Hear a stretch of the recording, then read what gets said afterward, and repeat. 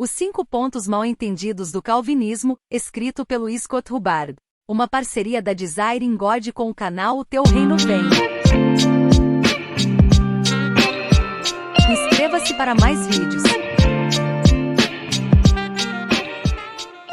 As doutrinas do calvinismo têm uma maneira tanto de ferir quanto de curar o coração humano. Eles são espada e bálsamo, pedra de tropeço e rede de segurança, nuvem de trovão e arco-íris. O poeta Samuel Taylor Coleridge uma vez descreveu o calvinismo como um cordeiro em pele de lobo. O calvinismo é cruel nas frases, mas cheio de consolo para o sofrimento do indivíduo. As palavras eleição incondicional, por exemplo, podem soar rude na superfície, elas podem parecer rosnar e mostrar os dentes. No entanto, como incontáveis cristãos descobriram, debaixo desse aspecto lobal exterior do calvinismo está a suavidade de um cordeiro. Alguns, entretanto, têm visto nas frases do calvinismo não um cordeiro em pele de lobo, mas apenas um lobo, ou apenas um cordeiro. Quantos têm sentido a ofensa do calvinismo, como, por exemplo, você está me chamando de totalmente depravado, e esqueceram do conforto? E quantos, alternativamente, têm alcançado o conforto do calvinismo, como a frase uma vez salvo, sempre salvo, sem receber sua ofensa? Por algum tempo, cristãos têm capturado a doutrina da salvação em um acrônimo. TULIP, que resume os cânones de Dort de 1619. Esses são os pontos: depravação total, eleição incondicional, expiação limitada, graça irresistível e perseverança dos santos. Essas frases celebram a salvífica e soberana graça de Deus, a graça que ofende e a graça que conforta. Mas, para compreender tanto a ofensa quanto o conforto, é uma boa ideia considerar o que essas frases não significam, o que TULIP nunca nos ensinou.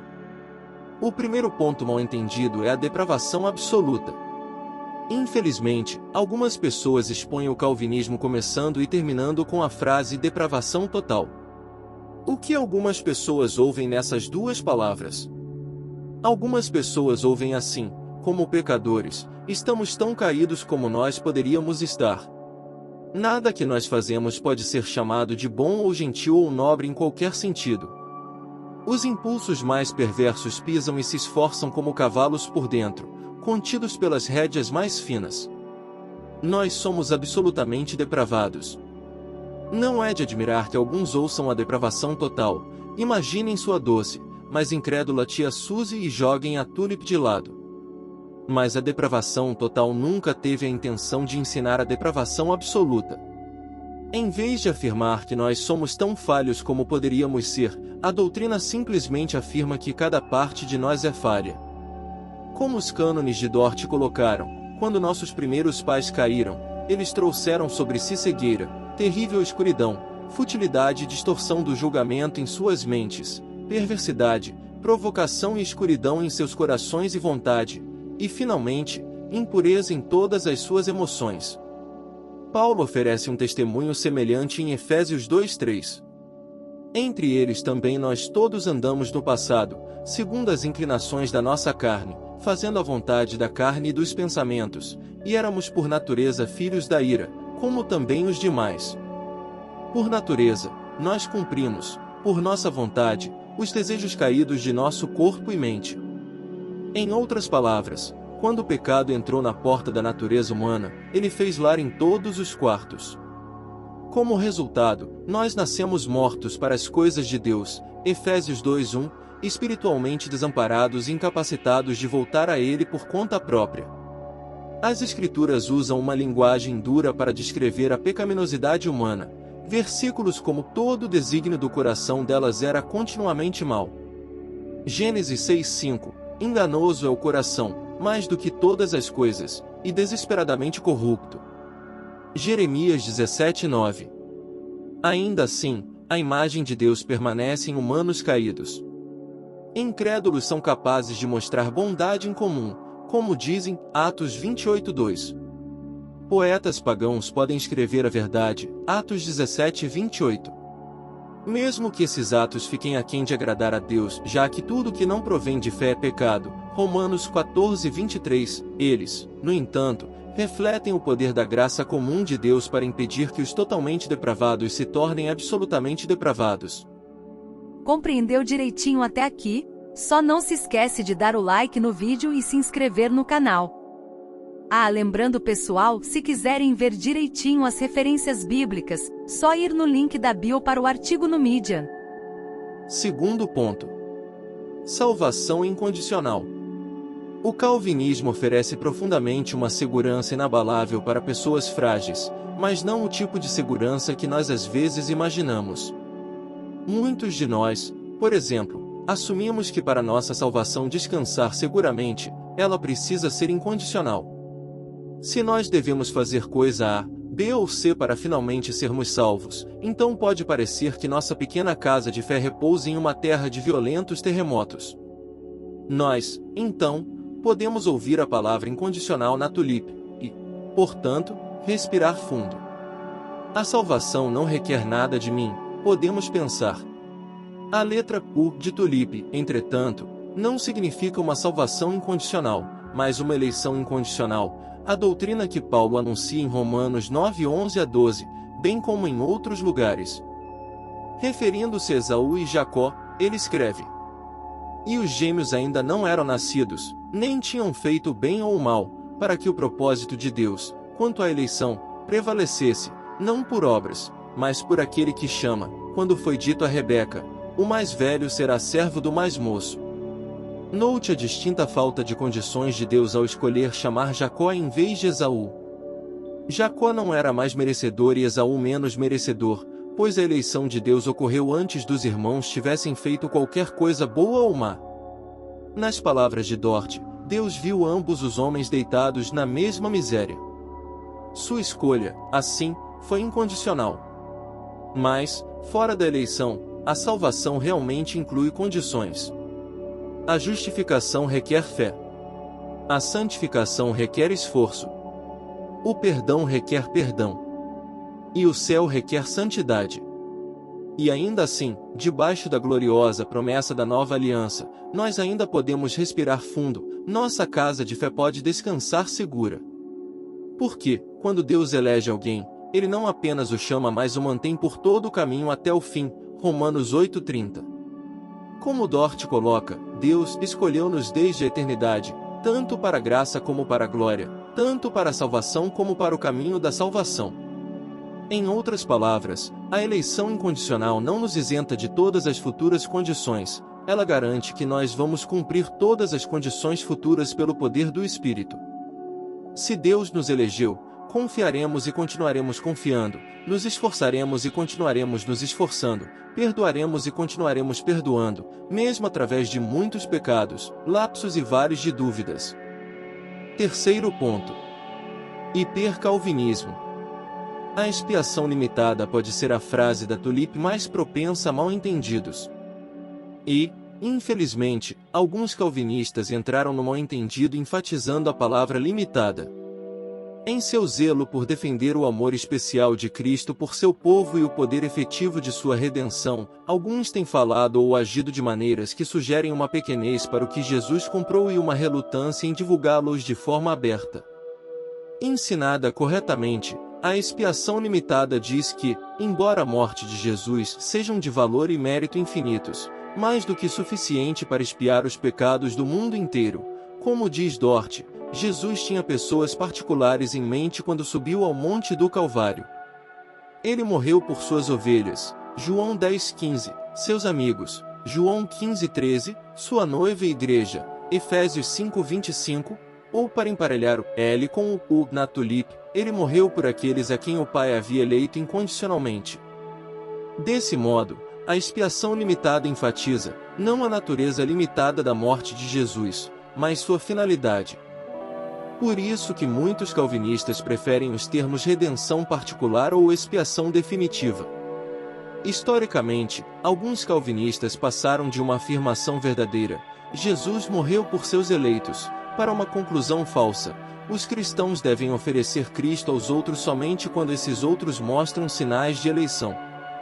Às vezes chamada de hipercalvinismo, essa posição é uma bela ilustração da síndrome da carroça antes dos cavalos, já que os eleitos aparecem precisamente pela forma como respondem à oferta de Cristo.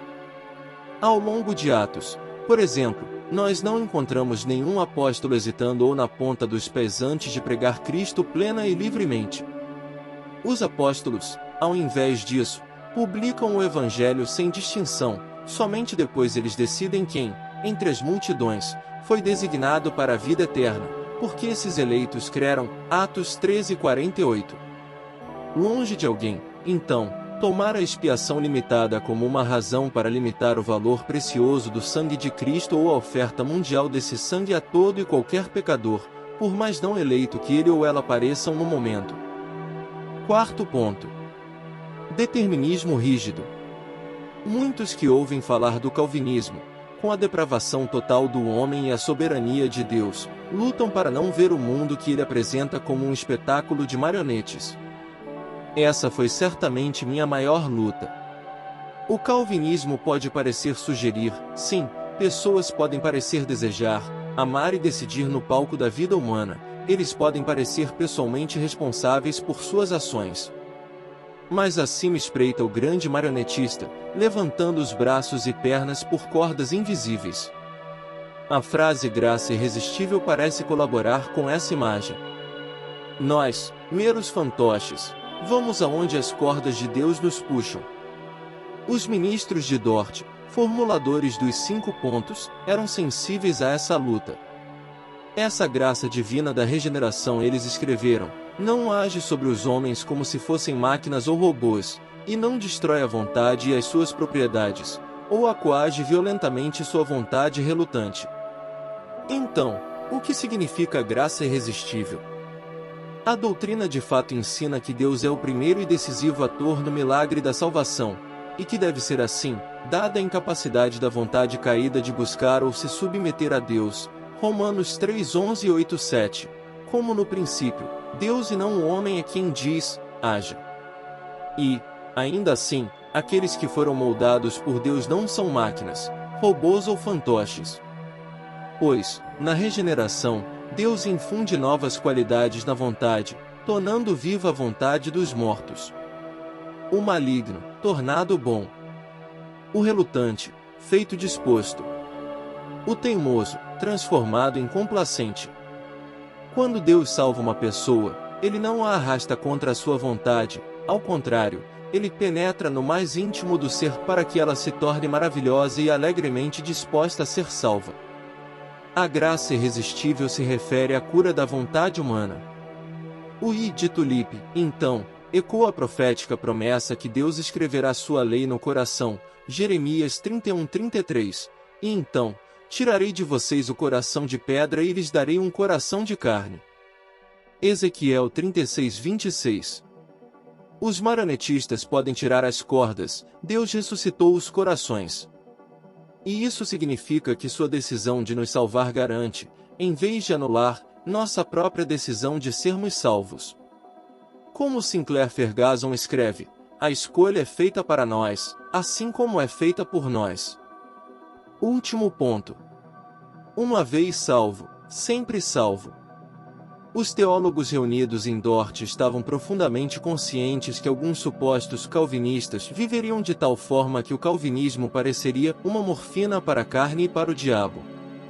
Talvez, em nenhum outro ponto isso aconteça mais do que o 5º ponto da Tulipe, perseverança dos santos, popularmente parafraseada como uma vez salvo, para sempre salvo. Entendido corretamente, uma vez salvo, para sempre salvo, captura com precisão a doutrina calvinista. Nosso Deus termina toda a boa obra que Ele verdadeiramente começou, Filipenses 1:6, Ele glorifica todos aqueles que Ele justificou, Romanos 8:30. Mas na prática popular, uma vez salvo, sempre salvo frequentemente significa algo diferente.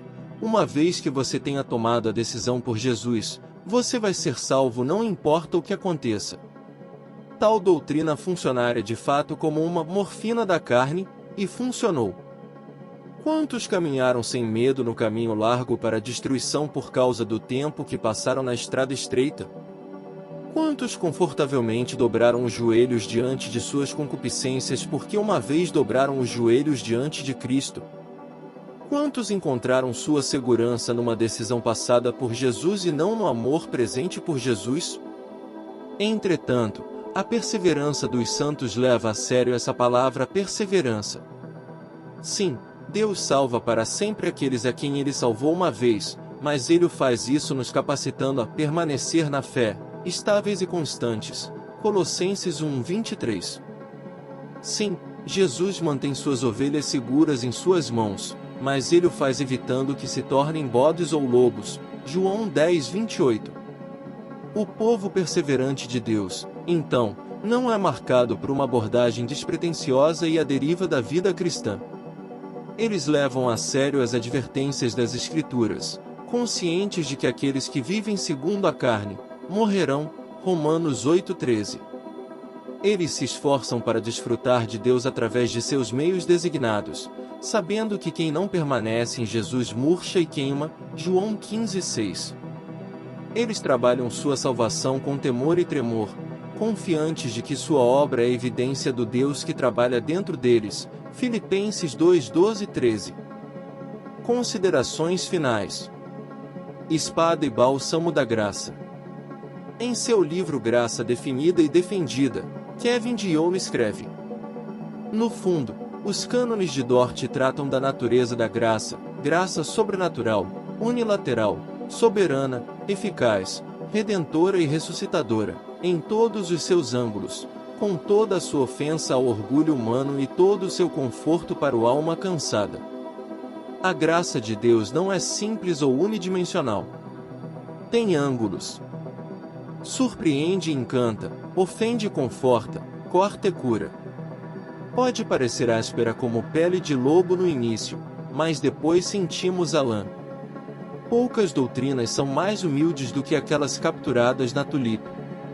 Nascido depravado em mente, coração e vontade, escolhido por nada em mim, resgatado e guardado apesar das ofensas diárias ao meu Deus, isso abaterá uma pessoa.